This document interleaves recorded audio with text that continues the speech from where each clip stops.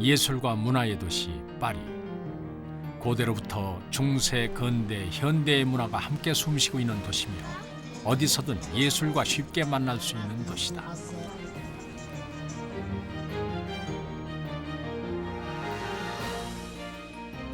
파리에 있는 캘리그라피 협회.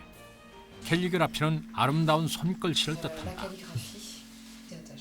이들이 하고 있는 캘리그라피는 다름 아닌 서예. 붓과 먹, 벼루, 종이를 모두 갖췄다. 140여 명에 달하는 회원들은 각 지역별로 모여 이와 같은 활동을 하고 있다. 이들 가운데는 10년 넘게 서예를 하고 있는 이들도 있다.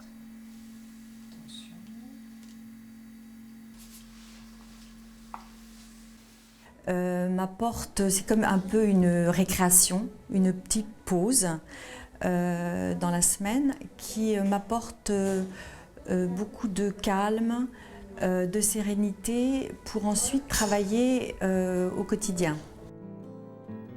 인류의 역사를 기록해온 도구는 동서양이 다르게 발전해 왔다.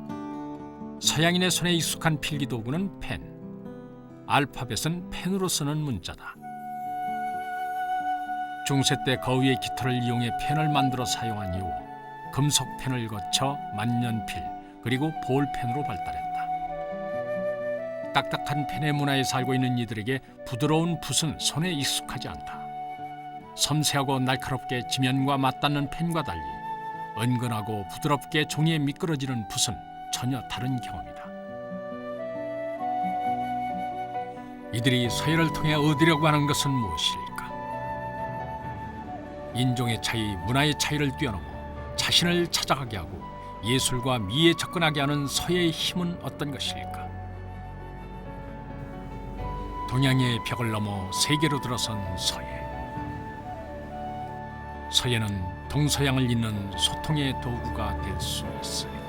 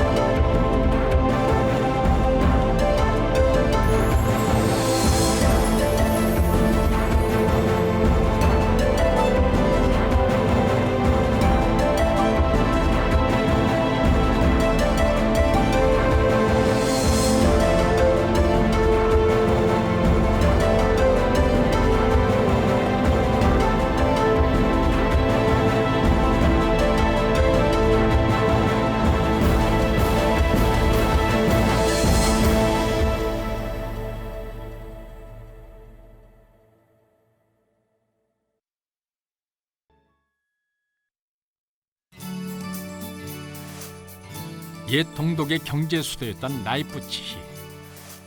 작은 파리라고 불릴 정도로 독특한 분위기에 문화와 예술, 비즈니스가 조화를 이루는 곳이다. 문학의 거성인 괴테와 니체가 이곳에서 공부를 했고 음악의 아버지 바하는 유명한 토마스 교회에서 지휘자로 활동을 하며 바로크 음악의 대표곡들을 작곡했다. 더불어 멘델스존과 슈만 등 수많은 예술인들이 그들이 가진 지성과 감성으로 도시의 역사를 만들어냈다.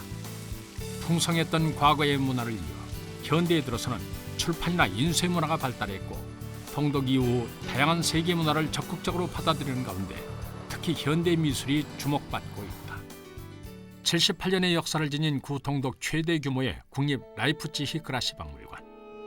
이곳에서는 지난 2006년 9월부터 거의 1년 동안 한국의 서예가 소헌 정도준의 초대전이 열렸다. 그라시 박물관에 동양의 묵향이 전해지기는 이번이 처음. 의미를 중요시하는 일반적인 서예와는 달리 문자의 조형미를 극대화시키고 여백과 선의 대비를 강하게 살린 그의 작품은 강한 흡입력으로 주목을 받았다.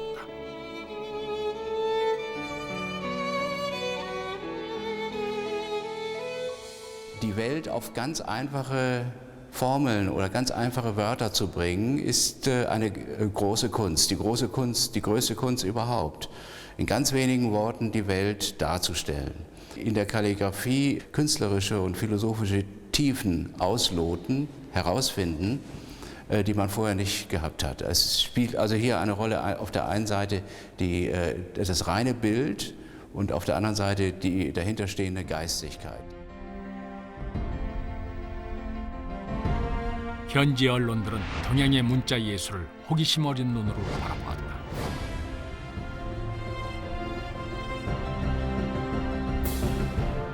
이들은 한글과 한자에 대한 특별한 정보나 이해가 없어도 서예의 멋을 느낌으로 받아들였습니다. 국경과 인종을 초월한 서예의 미감이 발현되는 현장이다. 조형적인 작품을 보고 자기들이 이런 얘기를 해요.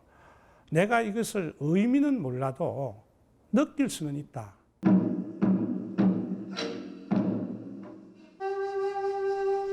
일본의 현대 서예가인 아베 초쇼는 2006년 스페인의 사라만카에서 대형 서예 퍼포먼스를 펼쳤다.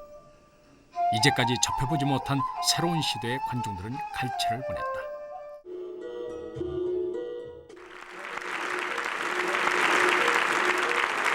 西洋の方ではペンで書道では毛筆筆で柔らかい筆になりますので、そういったもので書くことを見たことがないというところですごく興味を示していただきました。東洋文化、書道の、すごい素晴らしさというか、文字がどうこうというよりもやっぱりそういったものに触れていいなというふうに感じていただけたように思います。 서예가 처음으로 서양에 소개된 것은 일본을 통해서였다. 1957년 브라질 상파울루에서 열린 비엔날레에 디지마 유케이의 작품 붕괴가 출품됐다. 이 작품은 미술 평론가들로부터 주목을 받으며 일본 서도에 대한 관심을 불러일으켰다.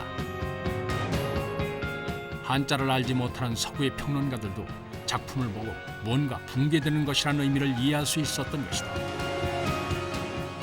한자 문화권에 속하지 않은 사람들도 서예를 이해하고 감상할 수 있으리란 가능성을 얻게 했다.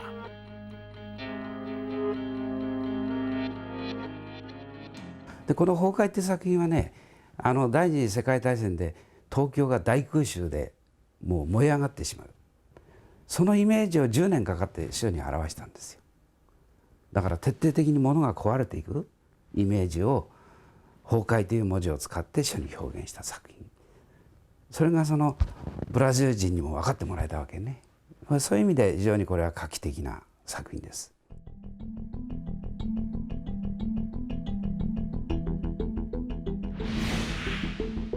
전혀 다른 문자 문화권에 속한 이들이 작품의 의미를 공감할 수 있었던 것은 무엇 때문일까? 두 문화권을 소통하게 만든 원천은 무엇이었을까?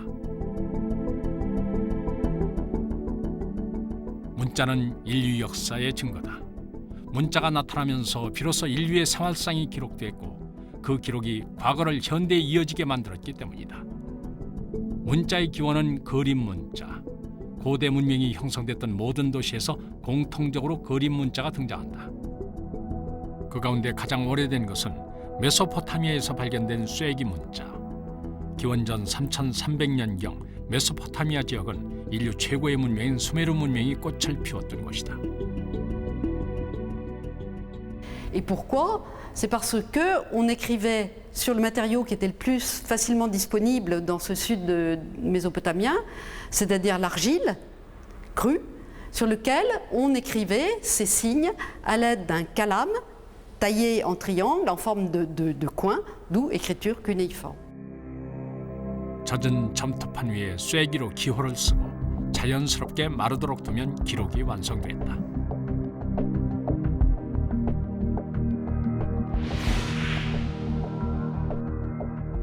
상형 문자는 사물의 형상뿐 아니라 개념이나 생각과 같은 추상적인 표현도 나타낼 수 있었다.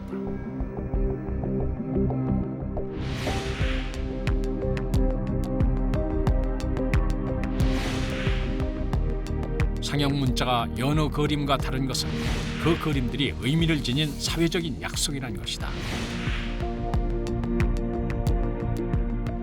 인류 최초의 문자인 쐐기 문자는 그 후 3,000년 가까이 고대 오리엔트 지역에서 사용되며 오리엔트 문화를 살찌우는 자양분이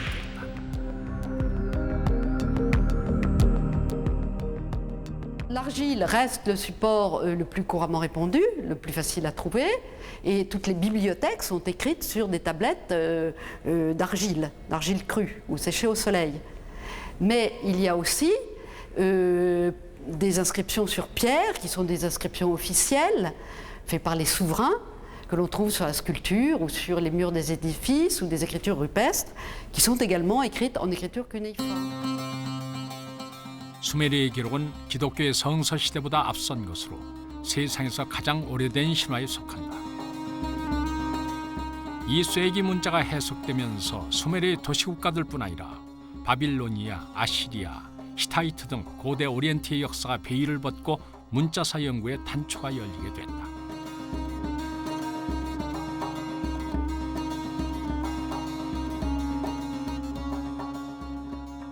쐐기 문자는 함무라비 왕 무렵에 이르러 절정기를 맞는다.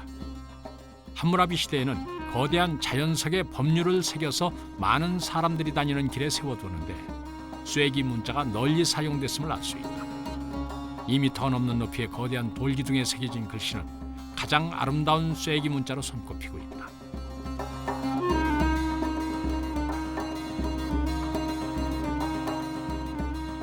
쐐기 문자와 더불어 인류가 만든 가장 오래된 문자로 꼽히는 것이 이집트의 상형 문자다. 4,000년의 역사를 가진 이집트어는 계속 변화하고 발전하면서 문자의 수가 급격히 늘어나는 것은 물론이고 신성 문자와 민중 문자 등 쓰이는 곳에 따라 다양하게 변신하게 된다.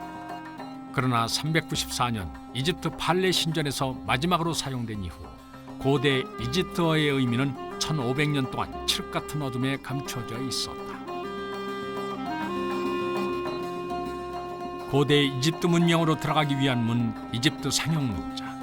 그 비밀을 푸는 열쇠는 로제타 비석이었다.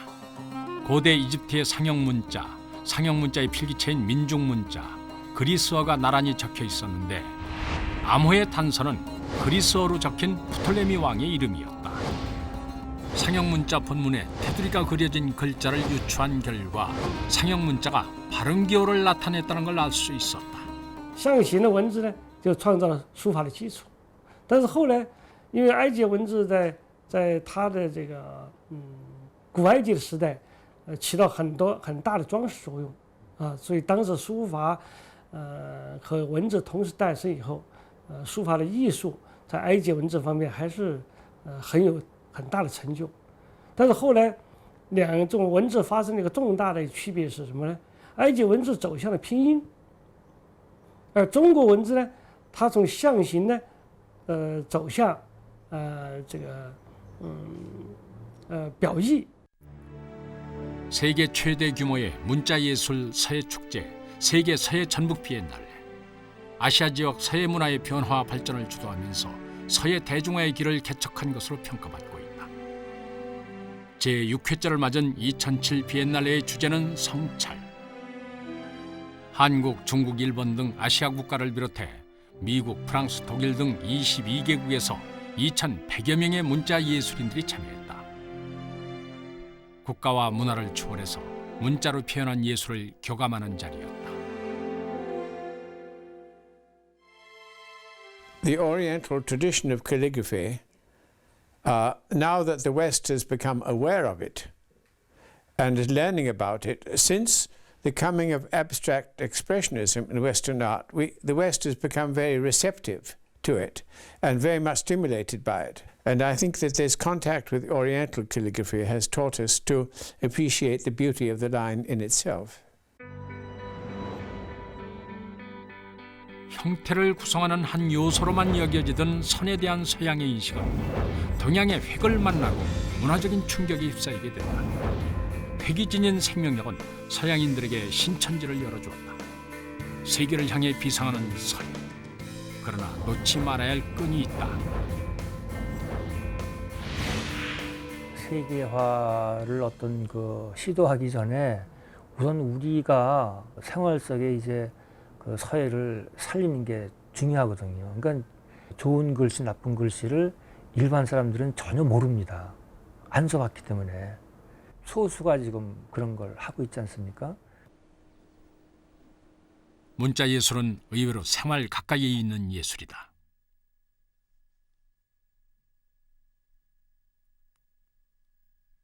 최근 여러 분야에서 인기를 얻고 있는 손글씨.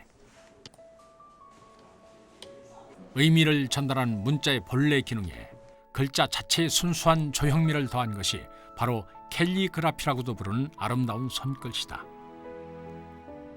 문자가 있는 곳이면 어디나 이 손글씨를 이용해서 이미지를 풍성하게 할 수 있다. 접목될 수 있는 부분들은 굉장히 무궁무진한 것 같아요.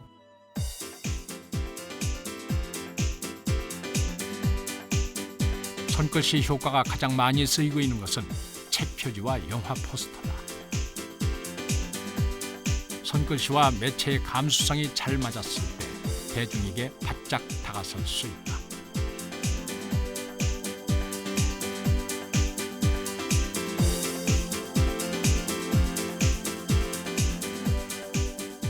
어떤 식으로 표현할 것인가 이제 그런 문제, 서예를 가지고 그냥 과거에 있던 그 조형성을 가지고 그대로 그 접목시키는 게 아니라 현대적 미감에 맞는 조형 언어로 다시 또 바꿔가지고 서예와 디자인이 좀 잘 만나줘야 된다는 거죠. 손으로 쓴 감성적인 글씨는 디지털의 옷을 입고 영상 속에서 꽃을 피우고 있다. 아날로그 감성이 굉장히 어떤 사람들한테 친근감을 주고 나름대로 설득력이 있다는 거죠. 현재 손글씨는 디지털과의 결합을 통해 각종 생활용품들로부터 영화와 광고, 출판에 이르기까지 다양한 분야에 활용되고 있다.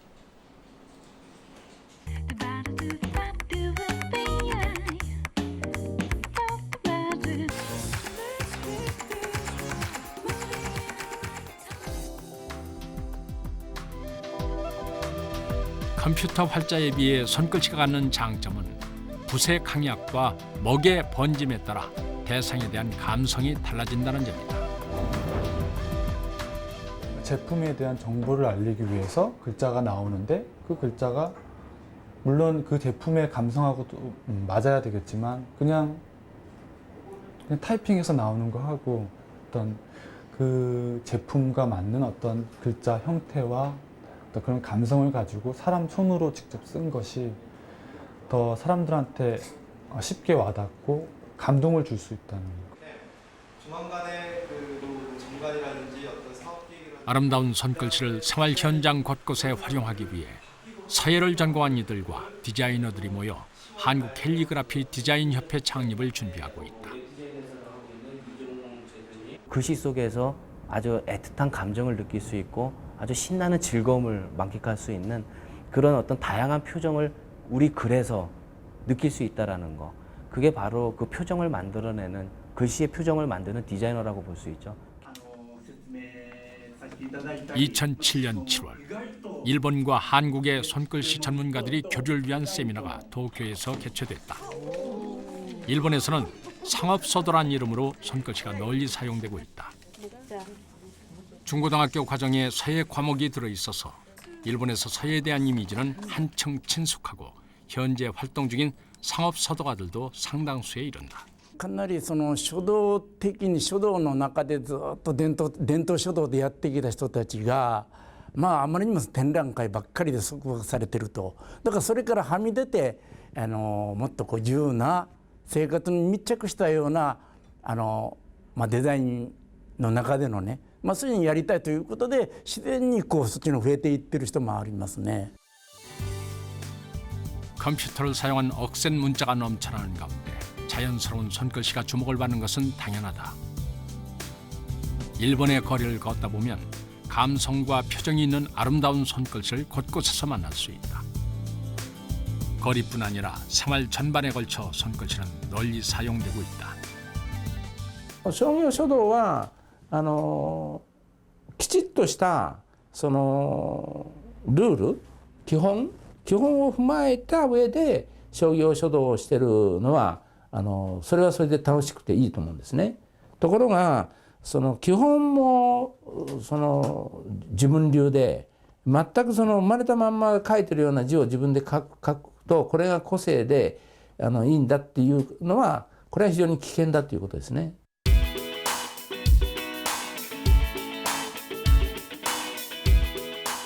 읽는 서예를 보는 서예로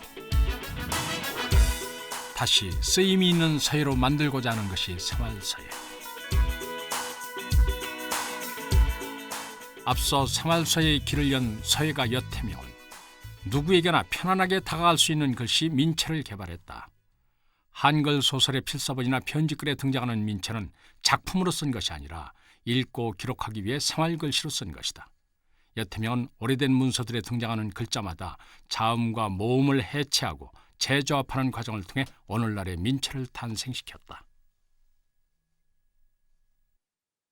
한글 서체에는 판본체, 궁체, 민체가 있는데 판본체는 훈민정음이나 용비어창과 같이 딱딱한 글씨죠. 그런데 거기에 반해서 이제 궁체는 아주 여성스럽고 글씨 내용에 표정을 담을 수 있는 것은 곧 민체가 아주 딱 맞지 않냐. 글씨에 틀이나 형식이 없기 때문에 작가의 개성과 감성이 잘 드러나고 대중에게 쉽게 와 닿는다. 왼쪽에 여자와 오른쪽에 남자가 서로 이마를 맞대고 속삭이는 사랑을 쓸 수가 있는 것이고 뭔가 입을 착 벌려서 참말로 그 손을 뽀뽀해 주듯이 어떤 그런 사랑 이렇게 부드러운 사랑 툭툭 튀기는 이런 그 사랑도 표현할 수 있는 것이 가능성이 많다는 것이 이 민체의 아름다움이죠. 영국에는 영국을 대표하는 서체가 있다.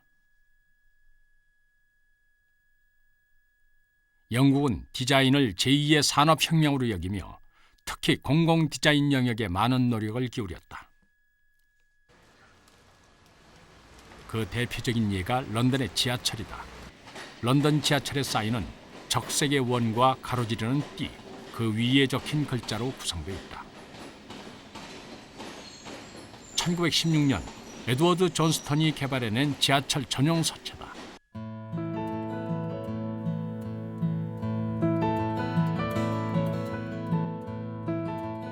영국 캘리그라피의 선구자 에드워드 존스턴. 그가 개발한 지하철 전용 서체의 특징은 균형에 있다. 고전적인 로마자 대문자의 비례를 표본으로 삼았는데 사각형과 원형을 기본으로 알파벳의 크기를 세 가지로 나누고 단어로 조합할 때 균형을 이룰 수 있도록 했다. 그렇게 해서 디자인으로서의 아름다움을 얻게 되는 것이다. 존스턴의 전용 서체는 영국과 독일의 캘리그라피에도 큰 영향을 미치게 된다. Well, it's proportions. They are based on proportions of Roman lettering from as early as the 2nd century AD.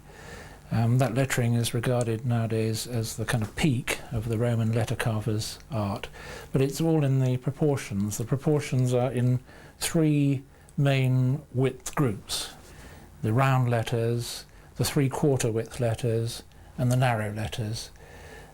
Which gives it that kind of distinction. It's easy to read because of the different widths, but it's also extremely unified. 그는 서체를 개발하면서 펜의 중요성에도 주목했다.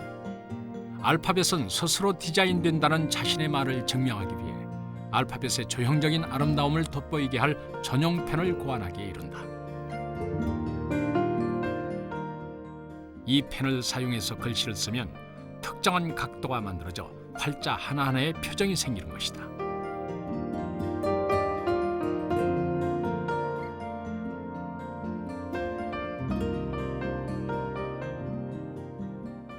But his main pioneering work was in calligraphy, his rediscovery of the methods and materials and tools of the medieval calligrapher.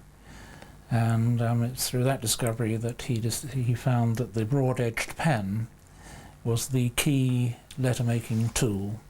So he's influenced calligraphy and design in that way as well.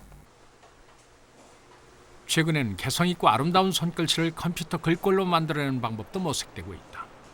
미니 홈피와 블로그 등 개인적인 매체가 늘면서 자신을 표현할 수 있는 최적의 글꼴을 찾는 수요도 폭발적으로 증가하고 있는 것이다. 그래서 기계식 활자의 영역을 넓혀 아날로그적 감성을 담은 전용 손글씨를 컴퓨터 활자체로 만들게 됐다. 자유로운 그 글자의 어떤 그 손멋이 살아난 글자의 표현들은 글자의 크기나 아니면 높낮이나 이런 어떤 규격화된 게 파괴된 형식이거든요. 그런 파괴된 형식을 지금 현재 서체를 만드는 프로그램에 그 적응시키는 게 상당히 어렵습니다. 왜냐하면 프로그램은 어쨌든 기계적으로 이게 정형화된 어떤 그런 규격 속에 집어넣는 작업이 대부분이거든요. 이제 그런 부분들을 극복하기 위해서 이제 소프트웨어 자체가 거기에 적응하도록 변화돼 가고 있는. 대만의 담강대학. 이곳 문자예술센터에서는 서예의 필법을 컴퓨터 프로그램으로 만들어 교육을 하고 있다. 일상 속에서 손으로 글씨를 쓰는 일은 줄어들고 컴퓨터 활자 사용이 늘어나고 있는 상황은 대만 역시 매한가지. 이곳에서는 서예의 활로를 컴퓨터와의 결합에서 찾고 있다. 对于我们初学的或者是年轻的朋友，它是非常方便，因为它跟电脑来结合，而且可以完全的适用到一般只要能以电脑来的工具来使用的教学呢，它可以完全的去适用。那么这样子，它对于新世代的学习，也就是新世代的朋友来学习写字啊，它会更为方便，而且能够充分的去加以应用跟发挥。 이른바 신이 내린 붓이란 이름으로 부르는 이 펜은 손으로 쓰고 그리는 모든 글자와 그림을 컴퓨터에 입력할 수 있다.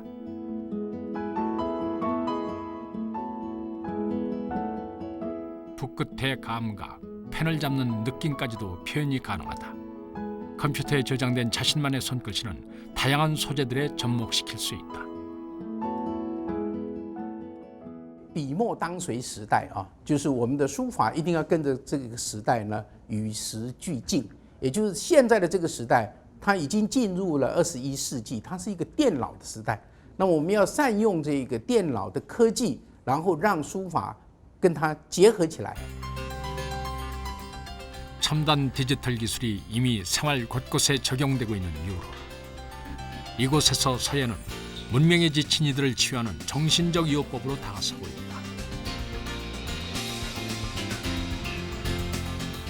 붓을 쓰는 기법을 통해서 이들은 서예에 담긴 동양의 정서와 사상도 이해하고 있다.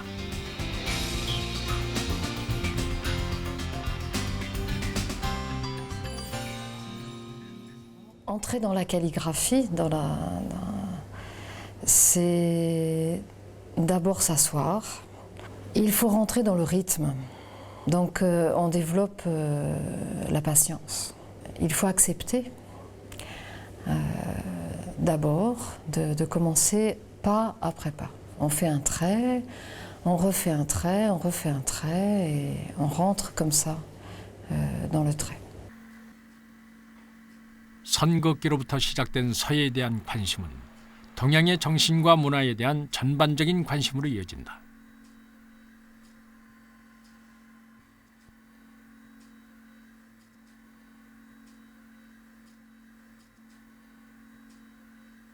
Il y avait au début des années 80 à Paris une très bonne papeterie chinoise qui n'a jamais été remplacée d'ailleurs, qui vendait, bon c'était médiocre, mais enfin c'était là, des couteaux ingravés, des pierres à seau, et j'avais trouvé un ou deux petits dictionnaires. Bon, je m'étais essayé comme ça, sans rien y connaître, à graver des seaux. La paix tranquille, être à son aise, moi je vois pas trop le...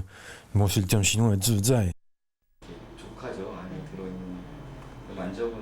치료로서 서예가 등장한 것은 최근의 일이다. 음악과 미술 등 예술의 영역이 심리치료의 한 부분을 담당할 수 있다는 예술치료는 현재 전 세계적으로 꾸준히 성장하고 있다. 그런 가운데 서예는 특유의 정신적인 가치를 활용해서 동양적 예술치료의 영역을 만들어내고 있다. 붓은 내가 어느 정도 힘을 적게 주느냐에 조금 많이 주느냐, 그날 기분이 좋냐 나쁘냐에 따라서도 해그 차이가 굉장히 많이 차이가 나기 때문에 그만큼 마음에 집중이 돼야 되고 그 마음의 표현에 있어서 그 선의 흐름이 굉장히 많이 천차만별이 달라집니다. 그래서 붓이 가지고 주는 치료적인 요인의 힘이 굉장히 많이 크다고 보고. 국내 최초의 대학 서예 전문학과인 원광대 서예과. 이곳에서는 서예치를 정식 과목으로 채택했다. 전통 서예 영역뿐 아니라 실용의 뿌리를 내는 현대적인 영역까지 아우르며 서예 교육의 균형을 갖게 한 것이다.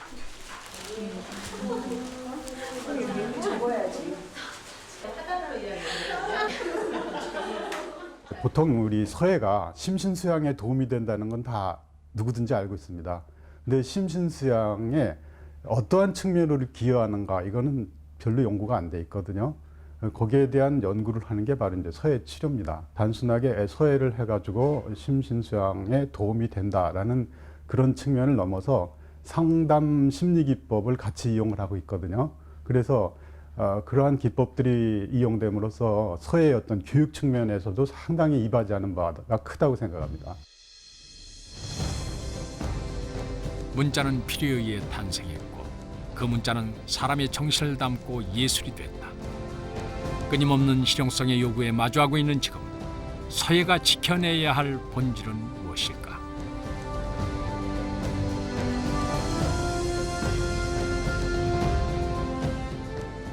(21세기) 서예는 전통을 지키는 가운데 충분히 외부 문화, 타 장르 예술 이것과 교섭을 통해서 서예를 자꾸 살찌워 나가야 한다고 생각을 합니다.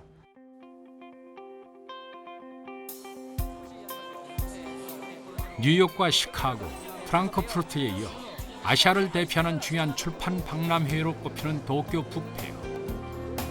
각국 출판 시장의 변화를 파악하고 소비자의 욕구에 맞는 책을 모색하기 위한 자리다. 최근 흐름은 읽는 책을 넘어 보는 책으로 이동하고 있다. 북 디자인의 중요성이 더욱 커진 것이다. 그 가운데서도 책 표지의 글씨 디자인이 두드러지게 변하고 있다.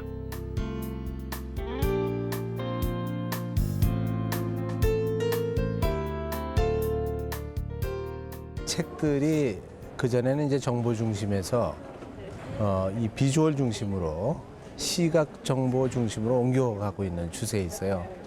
그래서 이제 아마 문자도 과거에는 이제 활자에 의존을 많이 했습니다만은 요새 특별히 그 캘리그라프 손글씨를 선호하는 이유도 특별한 그 감성적인 표현을 할 때 적합한 글씨를 찾기가 어려우니까. 표지는 책의 얼굴이며 글씨는 표정이다. 표지를 통해 책의 첫인상을 갖고 내용을 다 훑지 않더라도 그럴 것이라는 느낌을 갖게 된다. 주어진 활자를 골라 쓰던 시대에 비해 손글씨는 그 책만이 가진 표정을 더 풍성하고 다양하게 드러낸다.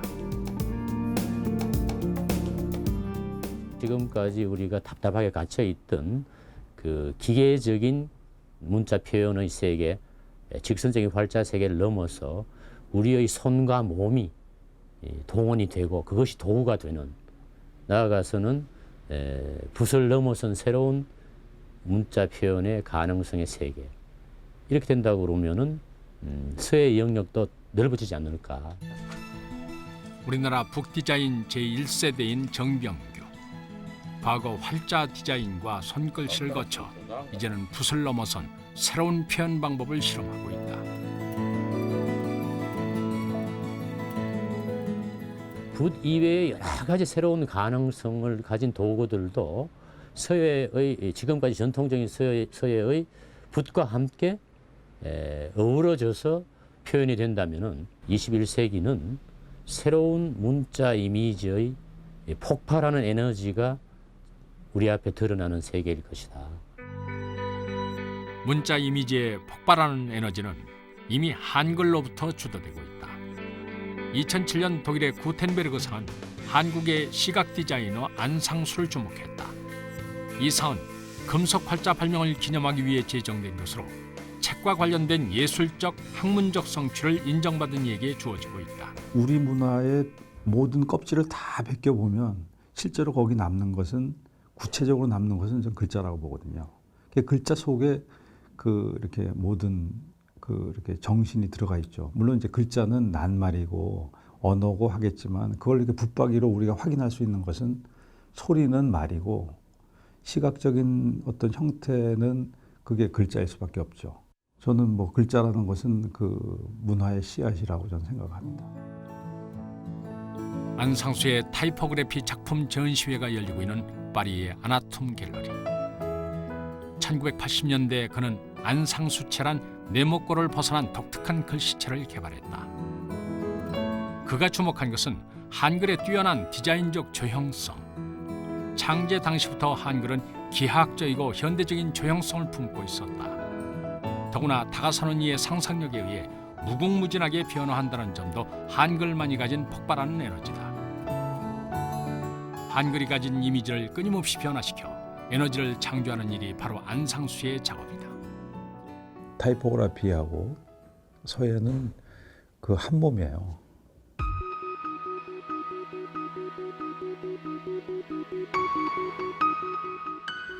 그러니까 하나는 이제 활자를 가지고 하는 것은 타이포그래피고, 글씨를 가지고 하는 것은 이제 서예죠. 그러니까 서예적인 표현, 서예의 아름다움, 이것을 정리하고 그것을 더 간결하게 하고 그것을 더 다듬고 이러는 것이 지금의 활자나 그런 글자꼴이잖아요. 그런 그 서예의 바탕을 두고 타이포그래피가 발전했거든요. 그러니까 서예는 어떻게 보면 타이포그래피의 고향입니다. 타이포그래피가 인쇄 활자로서 문자의 조형성에 집중했다면, 서예는 손글씨로서의 조형화에 고민을 거듭하고 있다. 먹의 농담과 획의 속도 조절에 만족하지 않고 회화적인 조형성을 확장하고자 하는 것이다.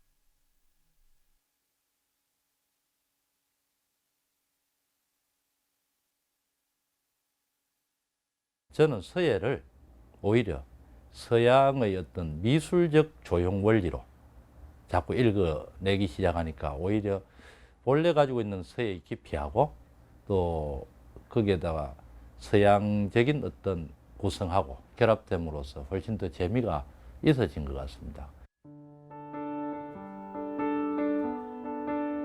서경진은 쓰고 그리고 새기는 작업을 서예란 예술의 범주 안에서 한꺼번에 이루고 있다.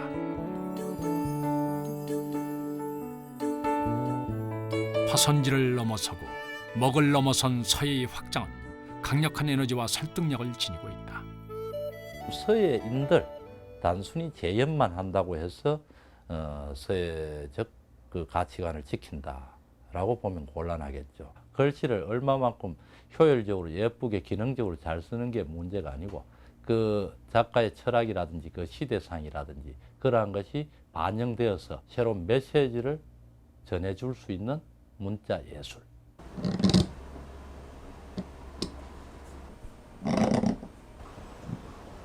서예의 회화적 조형성을 극대화시킨 것이 전각이다. 돌이나 금속 위에 서예의 서법을 옮겨놓는 것이 전각인 것이다. 서예와 전각은 같구나라고 얘기할 때가 올 겁니다. 붓으로 쓰는 서예가 운필에 따라 글씨의 생동감이 달라진다면, 전각은 칼을 쓰는 도법에 따라 획의 생생함이 결정된다. 그러나 점과 획을 이용해서 결구를 만들고 조화롭게 장법을 운영하는 것은 붓으로 쓰는 서예와 다르지 않다. 서법을 알지 못하면 안 되게 돼 있어요.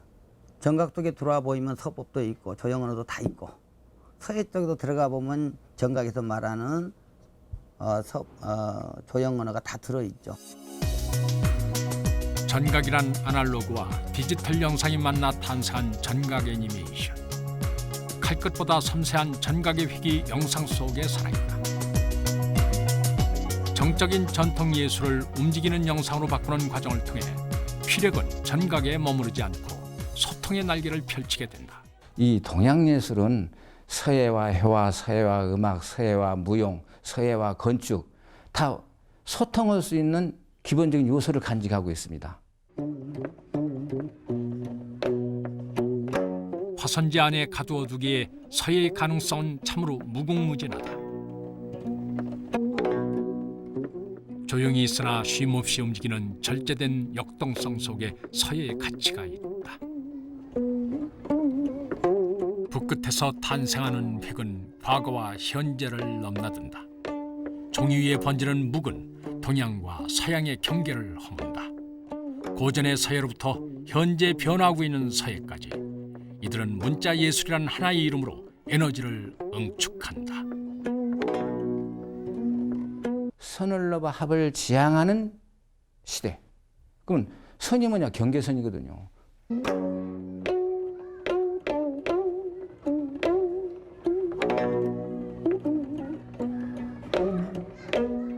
문자 예술 서예는 문자로 또 예술로 세계와의 소통을 향하고 있다.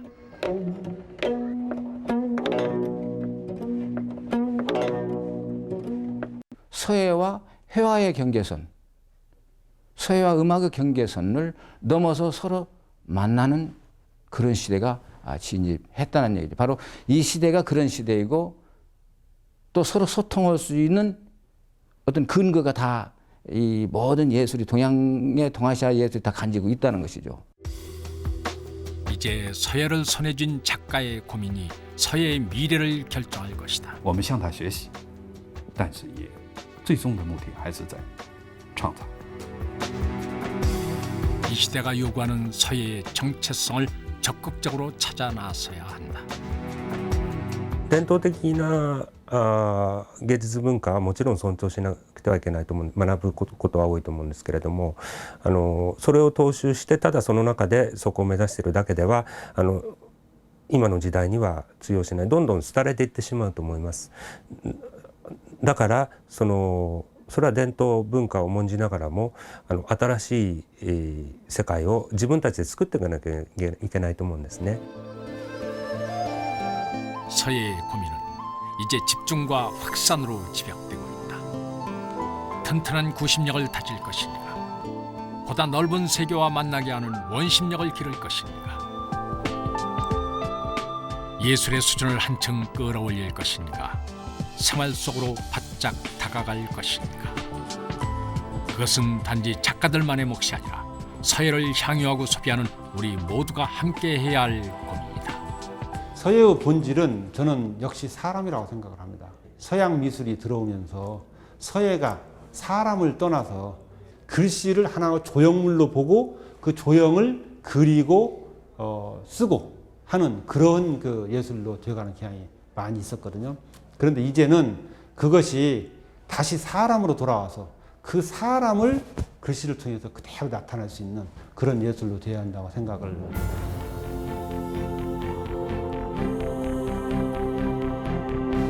서예는 손으로 마음을 만지는 예술이다. 그 마음은 작가의 마음인 동시에 작품을 대하는 모든 이들의 마음이다.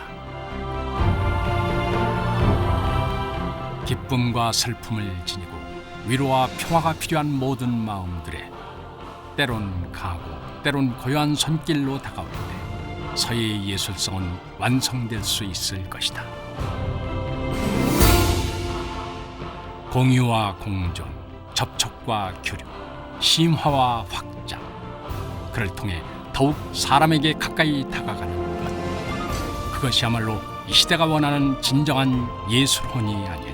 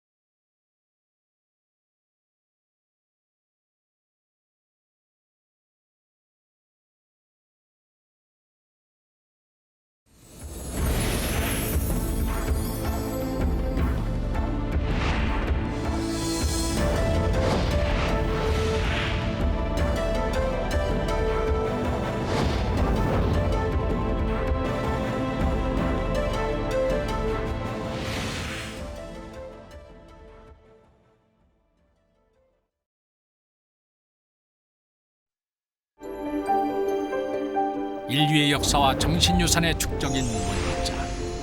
5천년을 이어온 문자의 생명력에서 예술을 꽃피워낸 동양의 새 나라.